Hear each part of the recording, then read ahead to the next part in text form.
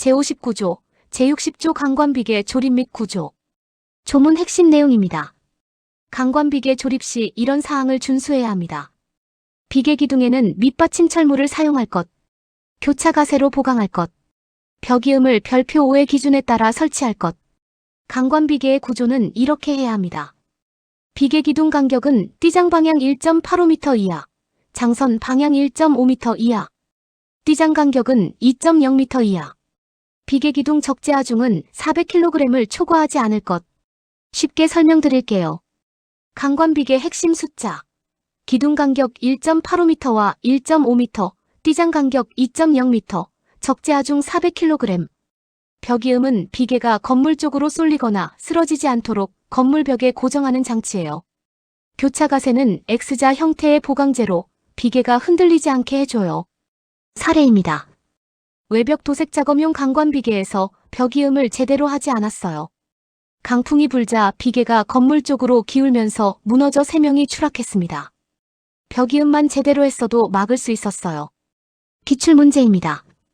강관비계에서 비계 기둥 간격은 띠장 방향과 장선 방향으로 각각 얼마 이하인가? 정답은 띠장 방향은 1.85m 이하, 장선 방향은 1.5m 이하입니다. 그리고 띠장 간격은 2.0m 이하, 기둥 간 적재 하중은 400kg 초과 금지예요. 제86조 탑승의 제한. 조문 핵심 내용입니다. 사업주는 크레인을 사용하여 근로자를 운반하거나 달아올린 상태에서 작업에 종사시켜서는 안 됩니다. 리프트 운반구에 비상정지 장치 등이 없는 경우 근로자를 탑승시켜서는 안 됩니다. 차량계 하역 운반기계의 승차석 외 위치에 근로자를 탑승시켜서는 안 됩니다. 쉽게 설명드릴게요. 크레인으로 사람을 들어 올리면 안 돼요. 짐을 나르는 장비는 짐만 날라야 해요. 지게차 포크 위에 사람을 올려 작업하거나 화물 컨베이어에 사람이 올라타는 것도 다 금지예요. 사례입니다. 공사 현장에서 크레인으로 사람을 달아 올려 외벽 작업을 시켰어요. 와이어가 끊어지면서 작업자가 추락해 사망했습니다.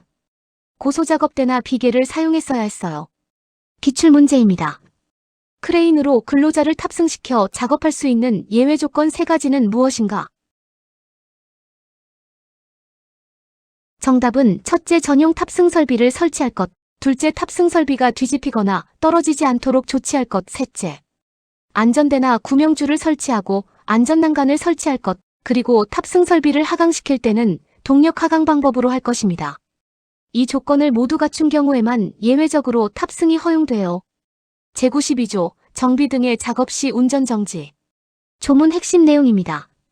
사업주는 동력으로 작동되는 기계의 정비청 소금 유검 사수리 교체 또는 조정 작업 시 근로자가 위험해질 우려가 있으면 해당 기계의 운전을 정지해야 합니다.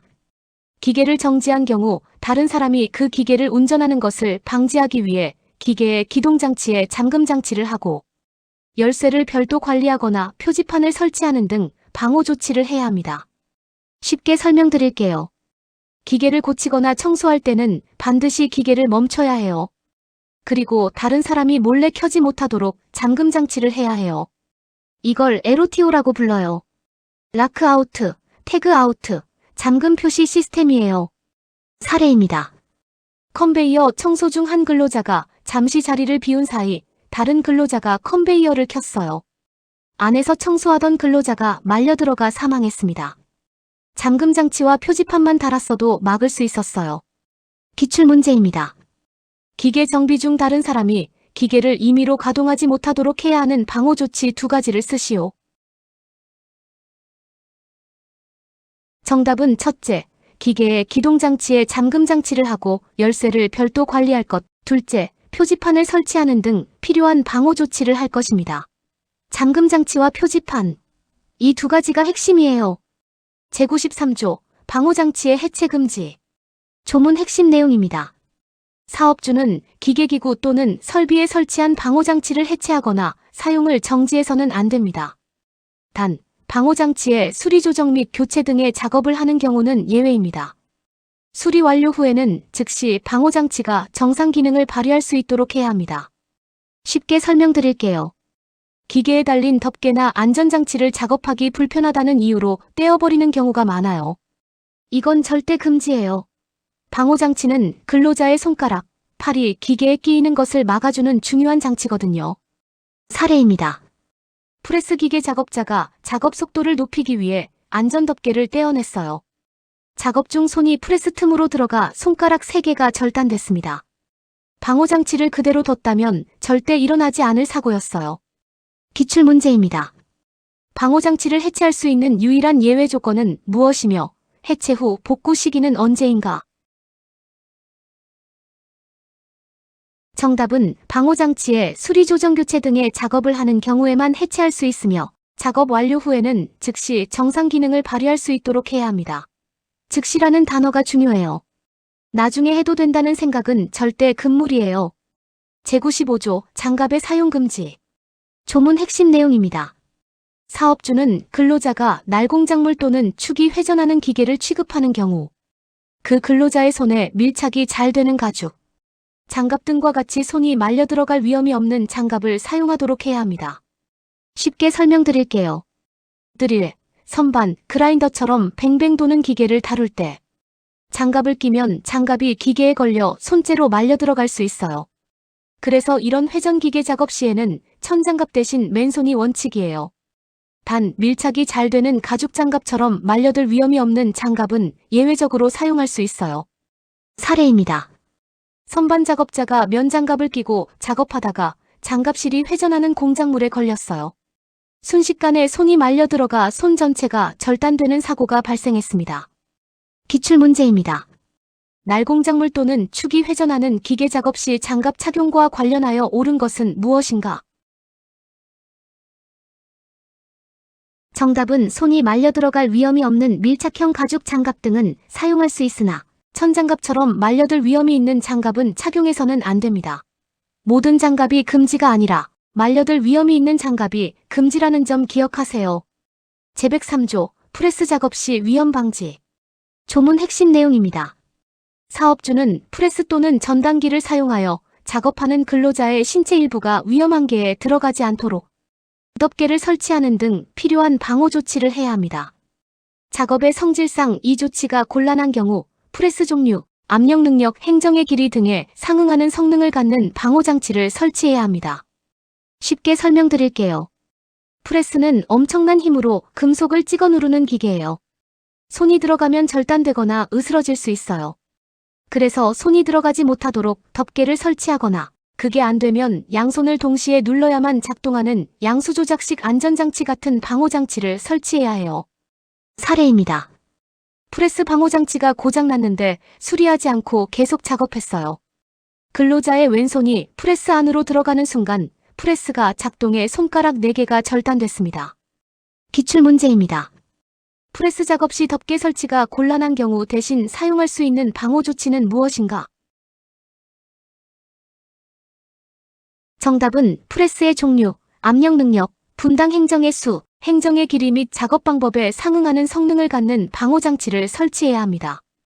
대표적으로 양수 조작식 안전장치나 광전자식 감응형 안전장치가 있어요. 제116조, 제118조 보일러 안전장치. 조문 핵심 내용입니다. 보일러의 안전장치 3가지입니다. 제116조는 압력방출장치입니다.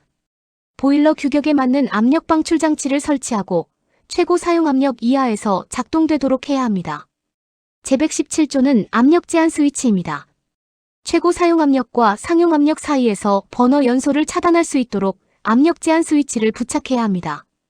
제118조는 고저수위 조절장치입니다. 고저수위를 알리는 경보등 경보음 장치를 설치하고 자동으로 급수되거나 단수되도록 해야 합니다. 쉽게 설명드릴게요. 보일러는 폭발하면 엄청난 피해가 나요. 그래서 3단계 안전장치가 있어요. 첫째, 압력이 너무 높아지면 자동으로 압력을 빼주는 압력방출장치.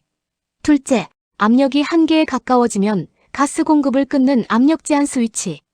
셋째, 물이 너무 많거나 적으면 경보를 울리고 자동으로 조절하는 고저수위 조절장치. 사례입니다. 보일러 압력방출장치가 막혀있는 줄 모르고 계속 가동했어요. 압력이 계속 올라가다가 보일러가 폭발해 공장 지붕이 날아가고 근로자 5명이 사망하는 대형 사고가 발생했습니다. 기출문제입니다. 보일러의 3가지 법정 안전장치를 쓰시오. 정답은 첫째, 압력 방출 장치, 둘째, 압력 제한 스위치, 셋째, 고저 수위 조절 장치입니다. 이 3가지를 반드시 암기하세요. 제132조 양중기의 종류. 조문 핵심 내용입니다. 양중기란 다음 기계를 말합니다. 크레이노이스트 포함, 이동식 크레인, 리프트, 곤돌라, 승강기입니다. 쉽게 설명드릴게요. 양중기는 물건이나 사람을 들어 올리는 기계예요. 크이리곤승, 크레인, 이동식 크레인, 리프트, 곤돌라, 승강기. 이 5가지를 외우세요. 기출문제입니다. 산업안전보건기준에 관한 규칙에서 정하는 양중기 5가지를 모두 쓰시오. 정답은 크레이노이스트 포함, 이동식 크레인, 리프트, 곤돌라, 승강기입니다. 지게차는 차량계 하역 운반 기계예요. 양중기와 절대 혼동하지 마세요.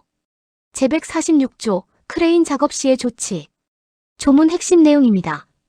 크레인 사용 작업 시 이런 조치를 준수해야 합니다. 인양할 하물을 바닥에서 끌어당기거나 밀어내는 작업을 하지 않을 것. 고정된 물체를 직접 분리 제거하는 작업을 하지 않을 것. 미리 근로자의 출입을 통제하여 인양 중인 하물이 작업자 머리 위로 통과하지 않도록 할 것. 인양할 하물이 보이지 않는 경우 신호수 없이는 작동하지 않을 것. 쉽게 설명드릴게요. 크레인은 수직으로 들어 올리는 기계예요. 옆으로 끌거나 고정된 물체를 억지로 떼어내면 크레인이 넘어질 수 있어요. 그리고 짐이 사람 머리 위로 지나가면 떨어질 때 직격탄이 될 수 있어요. 그래서 무조건 통제해야 해요. 사례입니다. 크레인으로 바닥에 붙어있는 무거운 철판을 비스듬히 당겨 올리다가 크레인 붐이 뒤로 넘어지면서 근처 근로자를 덮쳤습니다. 수직으로 들어 올려야만 하는 기본을 지키지 않았던 거예요. 기출문제입니다. 크레인 작업 시 금지 행위 2가지를 쓰시오.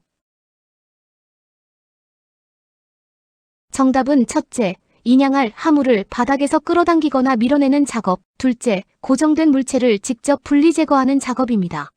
크레인은 반드시 수직으로만 인양해야 해요. 제166조에서 제169조 와이어로프 사용 금지 기준. 조문 핵심 내용입니다.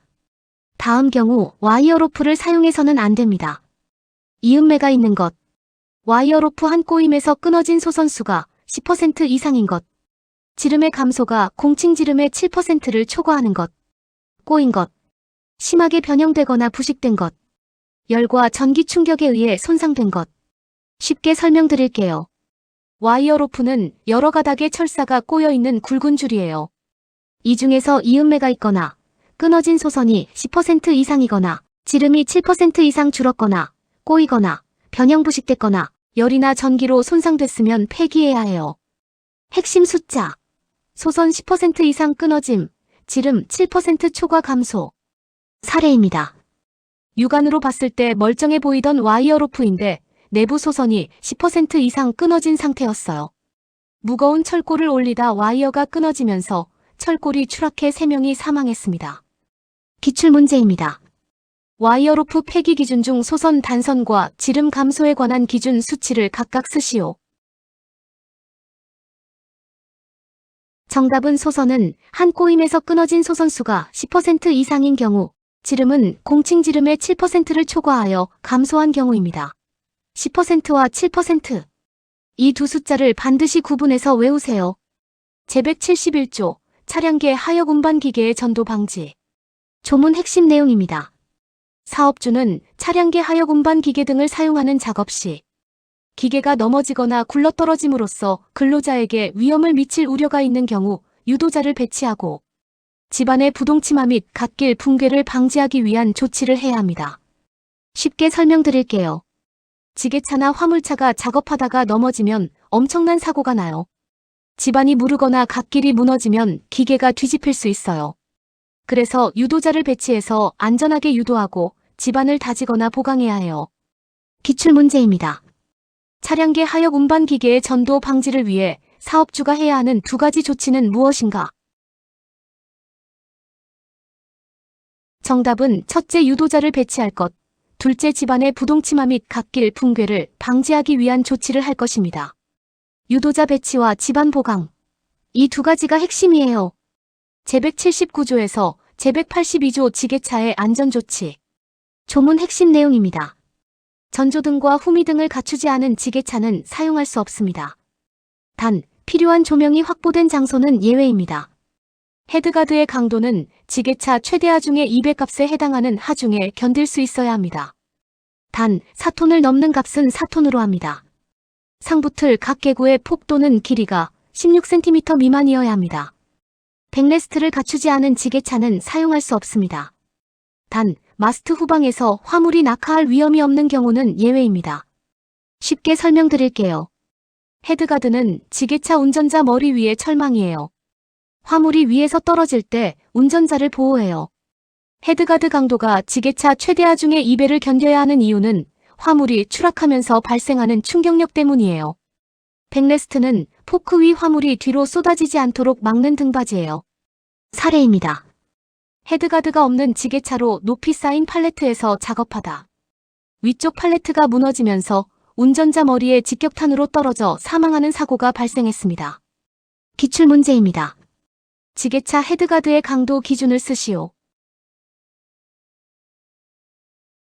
정답은 지게차 최대 하중의 200값에 해당하는 등분 포정 하중에 견딜 수 있어야 하며 4톤을 넘는 값에 대해서는 4톤으로 합니다.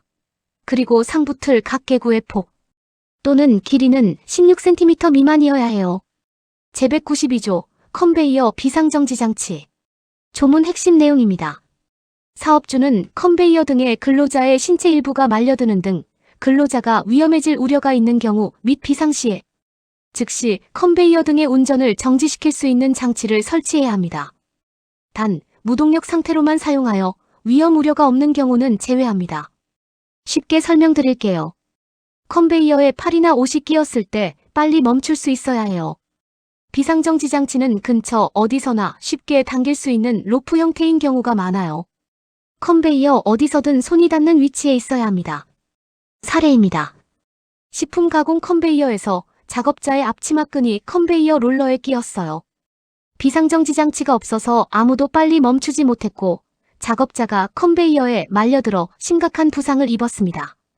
기출문제입니다.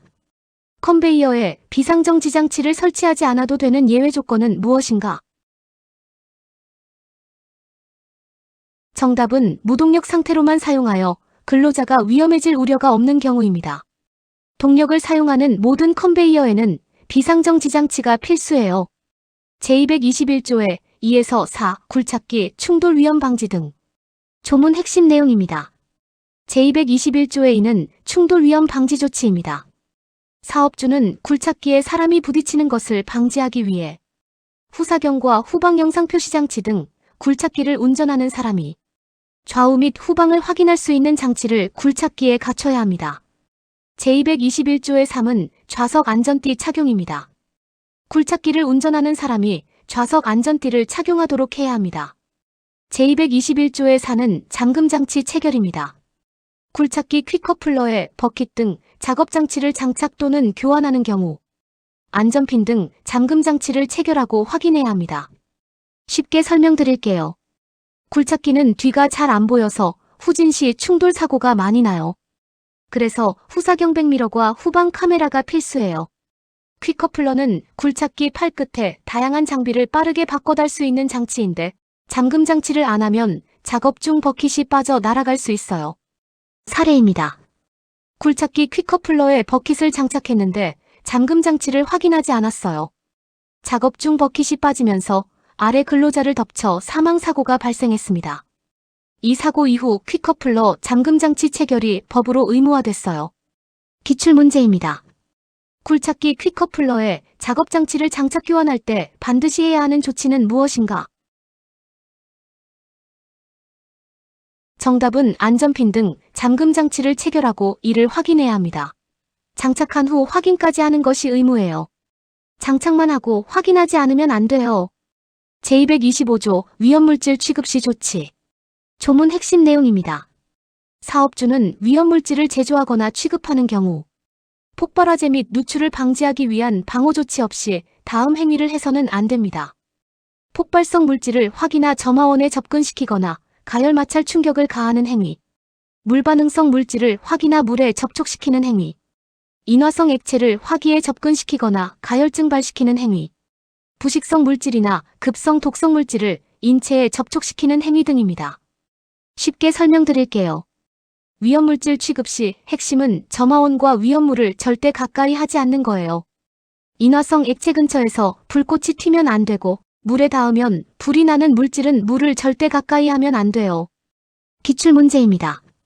물반응성 물질을 취급할 때 반드시 피해야 하는 것은 무엇인가?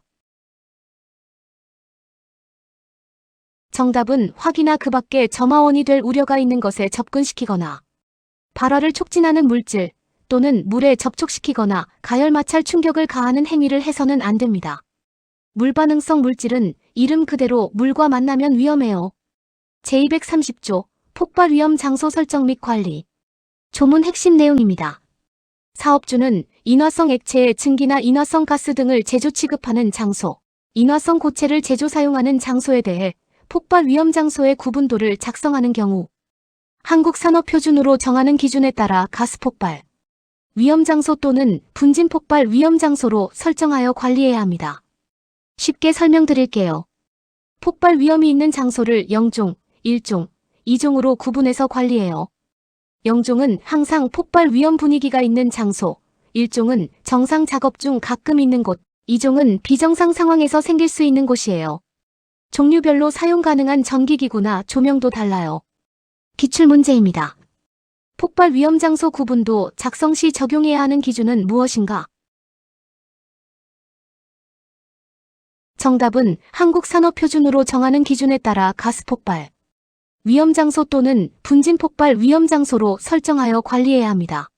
임의로 설정하면 안 되고 반드시 한국산업표준을 따라야 해요. 제239조 화기 사용 금지. 조문 핵심 내용입니다. 사업주는 위험물이 있어 폭발이나 화재가 발생할 우려가 있는 장소 또는 그 상부에서 불꽃이나 아크를 발생하거나 고온으로 될 우려가 있는 화기기계기구 및 공구 등을 사용해서는 안 됩니다. 쉽게 설명드릴게요. 인화성 물질이 있는 장소에서 불꽃이 튀면 대폭발이 일어날 수 있어요. 그래서 그 장소뿐만 아니라 그 위쪽 공간에서도 불꽃을 일으키는 도구를 사용할 수 없어요. 그 상부라는 표현이 중요해요. 기출문제입니다. 위험물이 있는 장소에서 화기 사용 금지의 범위는 어디까지인가? 정답은 위험물이 있어 폭발이나 화재가 발생할 우려가 있는 장소뿐만 아니라 그 상부에서도 화기 사용을 금지합니다. 그 상부까지 포함된다는 점이 핵심이에요. 제241조 화재 위험 작업 시 준수사항. 조문 핵심 내용입니다. 통풍이나 환기가 충분하지 않은 장소에서 화재 위험 작업을 하는 경우 환기를 위해 산소를 사용해서는 안 됩니다. 가연성 물질이 있는 장소에서 화재 위험 작업 시 이런 사항을 준수해야 합니다. 작업 준비 및 작업 절차 수립, 인근 가연성 물질에 대한 방호 조치 및 소화기구 비치, 용접불티 비산 방지 조치, 인화성 증기, 환기 조치, 근로자에 대한 화재 예방 및 피난 교육 등입니다. 쉽게 설명드릴게요. 산소를 이용해 환기하면 안 되는 이유가 있어요. 산소 농도가 높아지면 오히려 화재와 폭발 위험이 커지거든요. 산소는 연소를 돕는 물질이니까요. 환기는 반드시 신선한 공기로만 해야 해요. 기출문제입니다. 통풍이나 환기가 충분하지 않은 장소에서 화재 위험 작업 시 환기 방법으로 절대 해서는 안 되는 것은 무엇인가? 정답은 환기를 위하여 산소를 사용해서는 안 됩니다. 산소는 연소를 촉진하기 때문에 오히려 화재 폭발 위험을 더 크게 만들어요. 제241조의 화재 감시자. 조문 핵심 내용입니다. 사업주는 근로자에게 다음 장소에서 용접용단 작업을 하도록 하는 경우 화재 감시자를 지정하여 작업 장소에 배치해야 합니다. 작업 반경 11m 이내에 건물 내부에 가연성 물질이 있는 장소, 작업 반경 11m 이내 바닥 하부에 가연성 물질이 11m 이상 떨어져 있지만 불꽃에 의해 쉽게 발화될 우려가 있는 장소, 가연성 물질이 금속 칸막이 반대쪽 면에 인접해 있어 열전도나 열복사에 의해 발화될 우려가 있는 장소, 쉽게 설명드릴게요. 화재 감시자는 용접용단 작업 중 불꽃이 튀어 화재가 나지 않는지 지켜보는 사람이에요. 반경 11m라는 거리를 기억하세요. 그리고 벽 반대편의 가연성. 물질이 있어도 열이 전달될 수 있으니 그 경우에도 감시자가 필요해요. 사례입니다. 건물 내부 용접 작업 시 화재 감시자를 배치하지 않았어요. 용접 불꽃이 인근 스티로폼 단열재에 옮겨 붙었는데 아무도 발견하지 못했고 30분 뒤 대형 화재로 번졌습니다. 기출문제입니다. 화재 감시자를 배치해야 하는 작업 반경 기준 거리는 얼마이며 화재 감시자를 배치하지 않아도 되는 예외 조건은 무엇인가?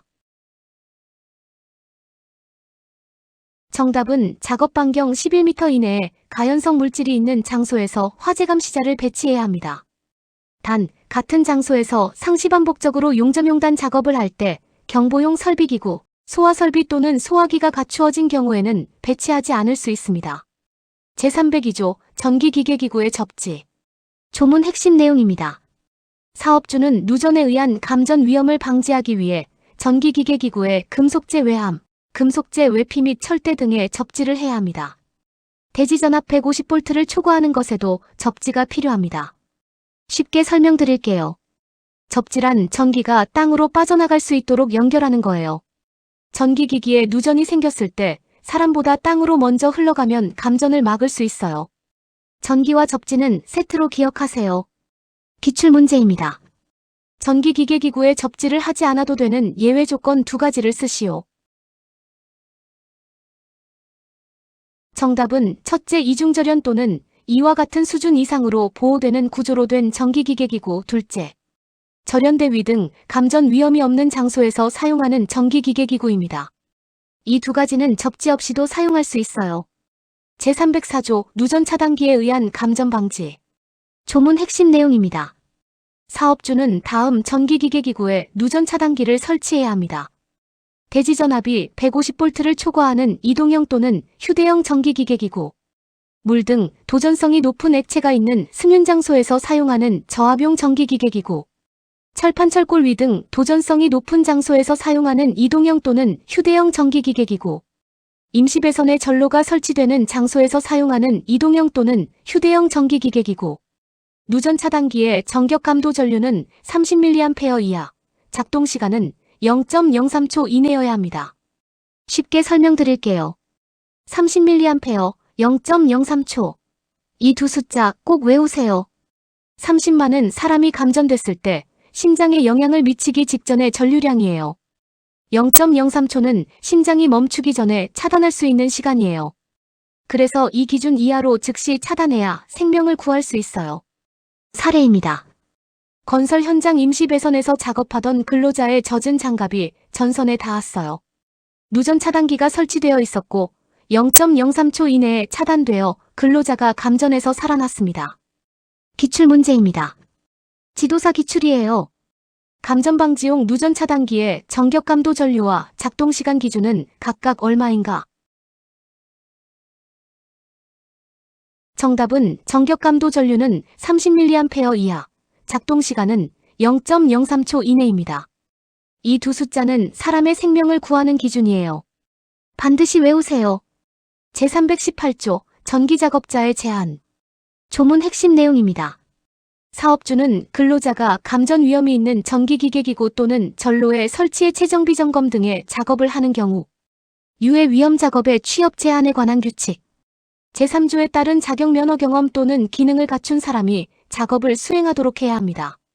쉽게 설명드릴게요. 전기 작업은 아무나 할 수 없어요. 자격증이나 면허가 있는 사람만 할 수 있어요. 전기 지식 없이 함부로 전기를 만지면 감전 사고로 목숨을 잃을 수 있거든요. 기출문제입니다. 감전 위험이 있는 전기 작업을 할 수 있는 사람의 자격 요건은 무엇인가? 정답은 유해 위험 작업의 취업 제한에 관한 규칙 제3조에 따른 자격 면허 경험 또는 기능을 갖춘 사람, 즉 유자격자여야 합니다. 자격 없는 사람이 전기 작업을 하면 법 위반이에요. 제323조 절연용 보호구 사용. 조문 핵심 내용입니다. 사업주는 전기 작업에 사용하는 절연용 보호구, 절연용 방호구, 활선 작업용 기구, 활선 작업용 장치에 대해 각각의 사용 목적에 적합한 종별 재질 및 치수의 것을 사용해야 합니다. 또한 절연용 보호구동이 안전한 성능을 유지하고 있는지 정기적으로 확인해야 합니다. 쉽게 설명드릴게요. 전기 작업 시 쓰는 절연 장갑, 절연 신발, 절연 헬멧 등은 전압에 맞는 절연 성능을 가진 것을 써야 해요. 저압용 장갑을 고압 작업에 쓰면 전기가 뚫고 들어와 감전이 일어나요. 그리고 주기적으로 점검해서 찢어지거나 손상된 건 바로 교체해야 해요. 기출문제입니다. 절연용 보호구를 선택할 때 가장 중요하게 고려해야 하는 사항은 무엇인가? 정답은 각각의 사용 목적에 적합한 종별 재질 및 치수의 것을 사용해야 합니다. 전압에 맞지 않는 절연 보호구는 아무 소용이 없어요. 반드시 해당 전압에 적합한 등급의 것을 선택해야 해요. 제334조 콘크리트 타설 작업. 조문 핵심 내용입니다. 콘크리트 타설 작업 시 이런 사항을 준수해야 합니다. 작업 시작 전 거푸집 및 동바리의 변형 변이 및 집안 침하 유무를 점검할 것. 작업 중 감시자를 배치하여 변형 변이를 확인할 것. 이상 발견 시 작업을 중지하고 근로자를 대피시킬 것. 설계도서상 콘크리트 양생기간을 준수하여 거푸집 및 동바리를 해체할 것. 콘크리트 타설 시 편심이 발생하지 않도록 골고루 분산하여 타설할 것. 쉽게 설명드릴게요. 콘크리트를 한쪽에만 부으면 거푸집이 한쪽으로 밀려 무너질 수 있어요. 그래서 골고루 나눠서 부어야 해요. 그리고 양생기간을 지켜야 해요. 콘크리트가 굳기 전에 거푸집을 빼면 무너집니다. 기출문제입니다. 콘크리트 타설 시 거푸집 붕괴를 방지하기 위해 콘크리트를 타설하는 방법은? 정답은 편심이 발생하지 않도록 골고루 분산하여 타설해야 합니다.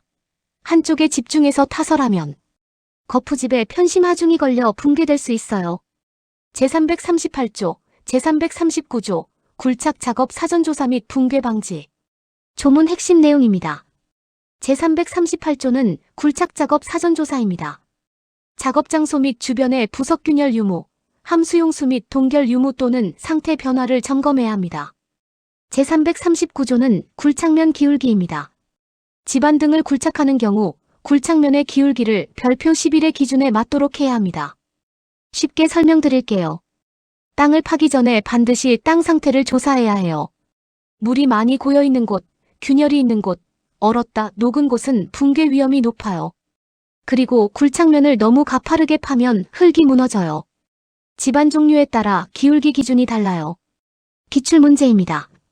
굴착 작업 사전조사에서 반드시 점검해야 하는 두 가지 항목은 무엇인가? 정답은 첫째, 작업 장소 및 주변의 부석균열의 유무, 둘째, 함수용수 및 동결의 유무 또는 상태의 변화입니다. 이 두 가지를 빠짐없이 점검해야 해요. 제350조에서 제360조 터널 작업 위험 방지. 조문 핵심 내용입니다. 핵심 내용을 간추려 드릴게요. 인화성 가스 농도를 측정할 담당자를 지명하고 작업 시작 전 측정해야 합니다. 인화성 가스가 발견되면 자동경 보장치를 설치해야 합니다. 낙반 위험 시 터널 지보공 및 록볼트 설치, 부석 제거 등 조치를 해야 합니다. 터널 내 가스 낙반 위험 시 작업을 중지하고 근로자를 대피시켜야 합니다. 비상벨 등 통신 설비를 설치해야 합니다. 쉽게 설명드릴게요. 터널 굴착 중 가장 큰 위험은 두 가지예요. 하나는 가스 폭발, 다른 하나는 낙반돌이 떨어지는 것이에요. 가스가 나오면 자동으로 경보가 울려야 하고 돌이 떨어질 위험이 있으면 지보공으로 지탱해야 해요. 기출문제입니다. 터널 공사에서 인화성 가스가 존재하는 경우 폭발화재 예방을 위해 추가로 설치해야 하는 장치는 무엇인가? 정답은 인화성 가스 농도의 이상 상승을 조기에 파악하기 위한 자동경 보장치를 설치해야 합니다. 담당자가 직접 측정하는 것 외에 자동경 보장치까지 설치해야 해요. 제384조 해체 작업 시 준수사항. 조문 핵심 내용입니다.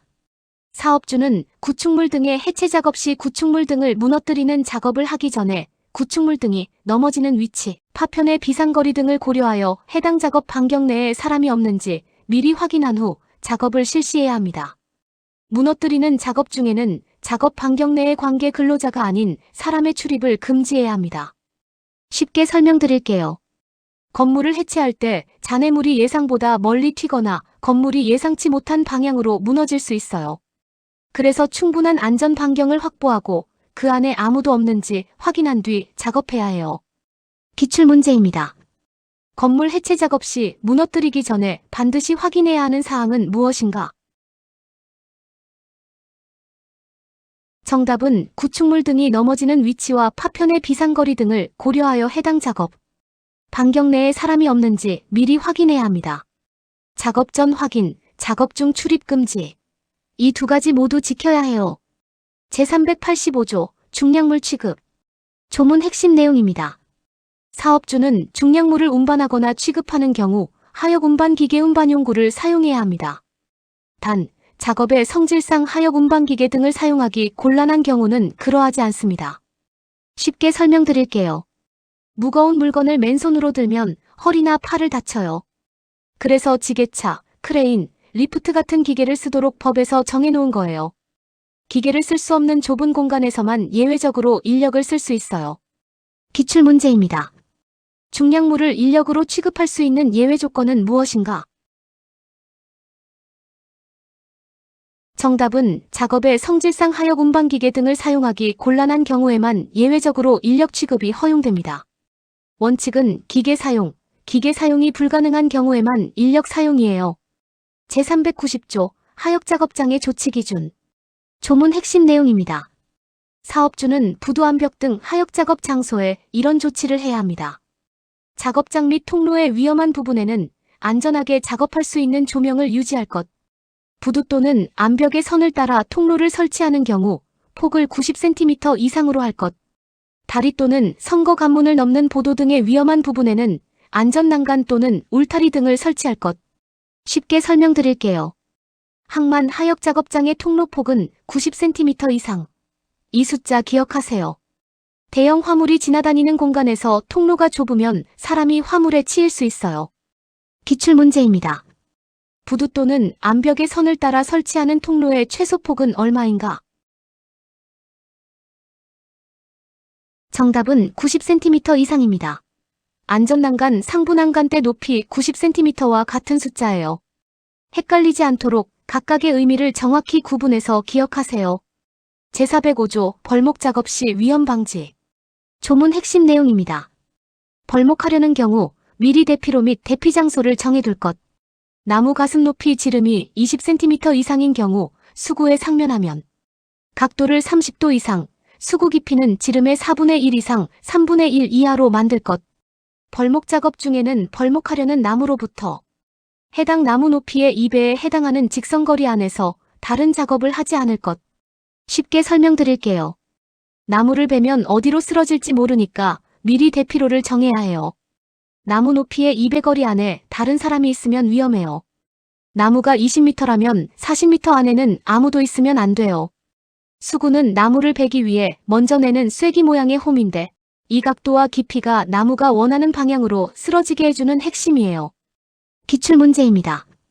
벌목 작업 중 다른 작업을 금지해야 하는 범위는 벌목하려는 나무로부터 얼마의 거리 이내인가?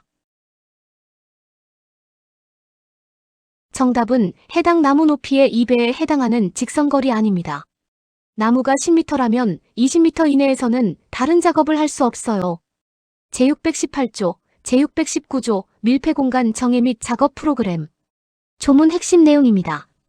적정 공기란 산소 농도 18% 이상, 23.5% 미만, 이산화탄소 농도 1.5% 미만, 일산화탄소 농도 30ppm 미만, 황화수소 농도 10ppm 미만인 공기입니다. 산소 결핍이란 공기 중 산소 농도가 18% 미만인 상태입니다. 밀폐공간 작업 프로그램에는 사업장 내 밀폐공간 위치 파악 및 관리 방안, 유해 위험 요인 파악 및 관리 방안, 사전 확인 절차, 안전보건 교육 및 훈련 등이 포함되어야 합니다. 쉽게 설명드릴게요. 4가지 적정 공기 기준 숫자. 산소 18에서 23.5%, 이산화탄소 1.5% 미만, 일산화탄소 30ppm 미만, 황화수소 10ppm 미만. 산소 결핍의 기준은 18% 미만이에요. 일반 공기는 21% 정도인데 18% 아래로 떨어지면 두통, 어지러움, 의식상실이 생겨요. 16% 이하면 수분 내 사망할 수 있어요. 사례입니다. 맨홀 내부를 점검하던 근로자가 갑자기 쓰러졌어요. 구조하러 들어간 동료도 쓰러졌어요. 산소 농도를 측정하지 않고 들어갔기 때문이에요. 맨홀 내부에 부패가스가 차서 산소가 14%로 떨어진 상태였습니다. 측정 먼저, 진입은 그 다음이에요. 기출문제입니다. 밀폐 공간에서의 적정 공기 기준 중 황화수소 농도와 일산화탄소 농도 기준을 각각 쓰시오. 정답은 황화수소 농도는 10ppm 미만, 일산화탄소 농도는 30ppm 미만입니다. 산소 1823.5%, 이산화탄소 1.5% 미만, 일산화탄소 30ppm 미만, 황화수소 10ppm 미만. 이 네 가지 모두 반드시 외우세요. 3부 정리.